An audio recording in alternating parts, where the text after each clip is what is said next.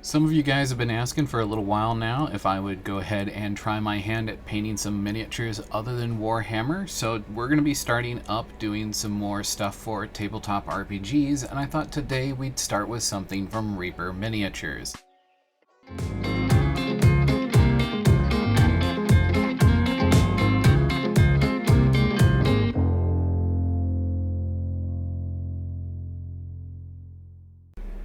Hey guys, welcome back to Tabletop Glory. Today we're going to be painting a character from Reaper Miniatures. Now if you're not familiar with Reaper Miniatures, they would typically be considered a budget option for D&D miniatures. However, their quality is not budget.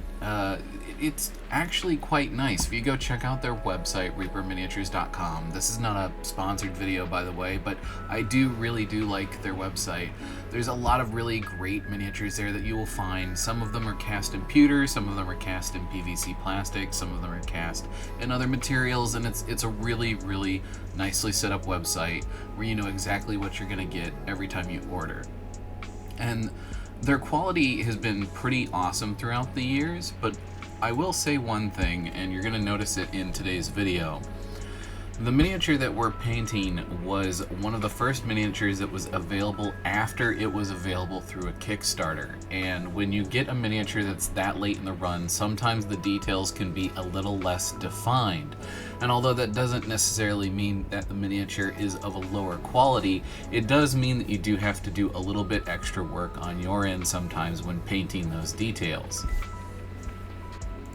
So who are we painting today? Well, today we're going to be painting one of the miniatures from their Bones Black line. This miniature is known as Terra the Silent, and her SKU number is 44005. And one of the things I love about Reaper Miniatures website is that you can actually look the minis up using those SKU numbers. They're one of the few websites that I know of where you can do that, and you can even look them up by the barcode number. Now today's video isn't really going to be much of a tutorial. I'm kind of just painting this miniature because I've had it on the desk for a while. I've always really liked the sculpt, and I want to do a whole series of these, but I wanted to do this one more as a test model. See, I've got this idea for characters within a campaign I'm running for a set of triplet assassins. And so I wanted to go ahead and do one of them first, and then I'll get another two of these miniatures to go along with this one. Now, I am by no means an expert on skin tones, although I have done quite a few videos on different colored skin tones. I still kind of struggle with that African American skin tone, and I probably put just a little bit too much brown and not enough red in, I think, based on my own experiences with this miniature. However, that having been said, I knew that with all of the leathers, I was going to be using various shades of brown, some of which were going to be washes and contrast paints. And so as a result, being able to put those on top of XV88, which is my base color, which is a good leather brown that I use as a base for a lot of my leather colors, I could just kind of apply this to everything. And the few places that I left in that black and white zenithal would work just fine with contrast paints, whereas this as a base coat for both contrast paints and anything else I want to layer on top of it is going to look really nice to make her costume look like it's made out of 2 or 3 different types of leather. My first 2 layers of contrast paint were going to be over top of this XV88, and I was using Uriel Yellow and Gryph-hound Orange. Now, I did a very light Uriel Yellow and Gryph-hound Orange 50-50 mix over top of everything. I let that dry, and then I came in with some Gryph-hound diluted with just a tiny bit of water, and I applied that into the deepest recesses, and then using just a damp brush, I used similar techniques to what you would do with wet blending to help feather out the color.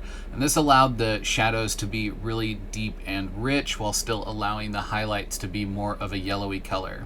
Now I do go back in over the course of painting this miniature, and I glaze in some very light Flash Gets yellow in a few places to really brighten up the leather armor and to just make a few places pop. But other than that, that's pretty much how I achieved the final leather look, was just these 2 contrast paints used in varying degrees and varying amounts of dilution, meaning I used more or less water and just layered them in nice and slowly and built the color up over time. Now I mixed up a little bit of ice yellow using a little tiny bit of Flash Gets Yellow and some cream color that I already had on my palette, and this pretty much comes out to almost the exact same color as ice yellow from Vallejo. And I used this to kind of edge highlight off most of the armor. I noticed in the original work that is posted on their website that the armor is edged in a completely different color. And although I didn't want to go with anything contrasting, I did want to go with something complementary just to kind of make the armor itself pop a little bit more. So I decided to go with ice yellow, and I really like the final result.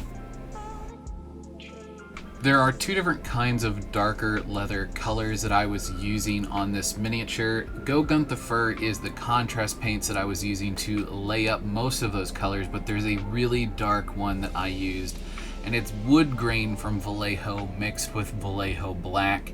You need to be very careful. These two colors are very powerful together, and it's super easy to end up with something that looks pitch black, but then when you apply it to the miniature and it dries, it's this beautiful, deep, rich shade of brown.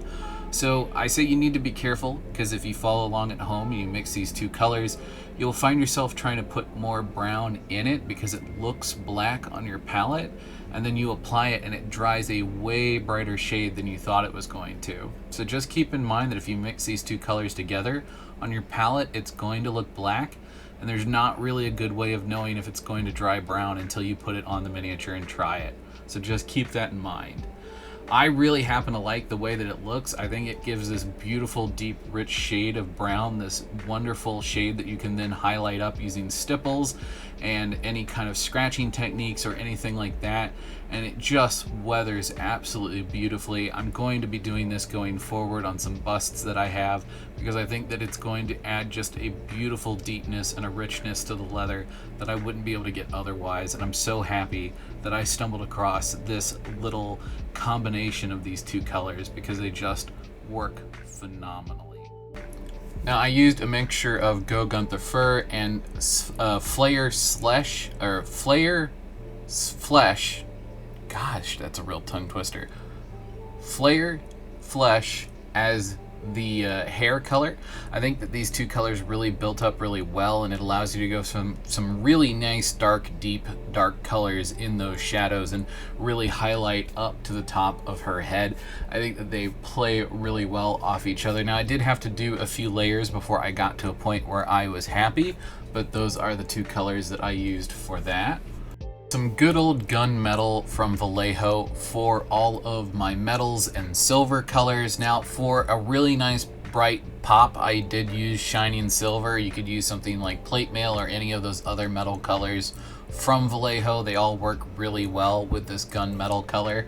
And I just did a quick edge highlight along all of the metal bits, and then picked out some of those little bumpy nodules on her shoulder pauldron, and just called the metal good enough. I didn't want to do any kind of crazy weathering or darkening or even trying to make it look like any other type of metals. I felt that just having this nice little pop of silver would be more than enough to complement the rest of the armor. Now for some reason with this miniature, I really struggled with the eyes. I just had a serious problem with them, so I just did them off camera where I could get a better look at them up close. And then I used Hex Wraith Flame to do the little mushroom on the base, as well as to do the fletching on all of her little crossbow bolts. And yeah, pretty much from there, we're just going to be working on the base. Now, I didn't record myself working on the base, but I used a lot of Citadel's texturing pastes and things like that, and built it up, and then added a little tuft of static grass.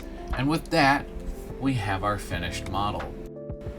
So if I had two big takeaways from this, it's that I should have gone a little bit brighter with the skin tone, maybe put a little bit more red into it. And number two, I probably should have gone with a darker color for the eyes. Typically the way that I handle eyes when I'm not trying to go super detailed is I either just white them out or I darken them out, usually with a wash if I'm going to darken them. And that's just simply because I don't necessarily care to put super detail in eyes, especially on a miniature that may only be on the table for a couple of minutes at most before it gets killed and removed from the table. But for hero characters and player characters, I'm more than happy to put that extra time in. So that's why most of my miniatures you'll see on the channel don't typically have a lot of detail put in the eyes. They've just got some kind of generic color glazed in. And from the table, from about 2 feet away, it does a perfect job at giving the illusion that there is something there. In any case, that's going to do it for today's video. Thank you so much for watching. Thank you to my wonderful patrons over on Patreon. And as always, may your display case always be filled and your pile of shame never run empty. Until next time.